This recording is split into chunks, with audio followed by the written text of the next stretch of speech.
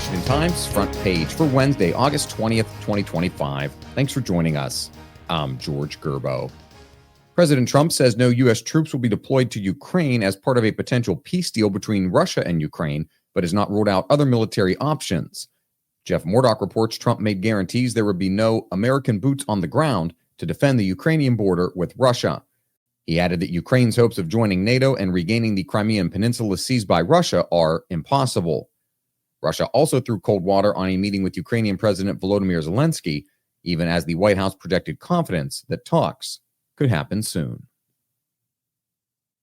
The Department of Homeland Security has announced rules to instruct officers to use migrants' anti-American behavior to block them from upgrading their legal status. Stephen Dinan reports espousing anti-Semitism, posting anti-American rhetoric online, or expressing common cause with terrorist organizations will be considered an overwhelmingly negative factor on an applicant's case. The agency said it is also expanding its rules to encourage officers to search social media for anti-American activities. An Air Force think tank report says China is working against President Trump's Golden Dome missile defense shield. Bill Gertz reports China's objections include claims the shield will undermine strategic stability by weakening mutual deterrence, despite China's massive expansion of its nuclear forces and missile programs. According to the report, China's leaders have voiced specific concerns about the plans for active launch suppression, viewed by China as a U.S. threat to conduct preemptive attacks on Chinese nuclear missile forces.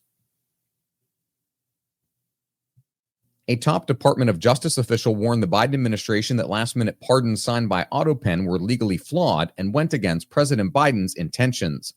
Susan Ferricchio reports Associate Deputy Attorney General Bradley Weinsheimer criticized highly problematic language used in a single warrant signed by the AutoPen that pardoned criminals in the final days of the Biden administration. Writing to top Biden administration attorneys near the end of the term, Weinsheimer said the wording of the pardoned offenses was too vague and could render the commutations ineffective.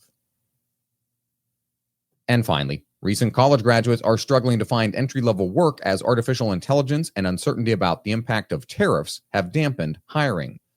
Hiring and job experts interviewed by Arshan Salai estimated that the time it takes to land a white-collar job in office filing, data analysis, or customer service has jumped from 3 months in years past to 6 months for the class of 2025.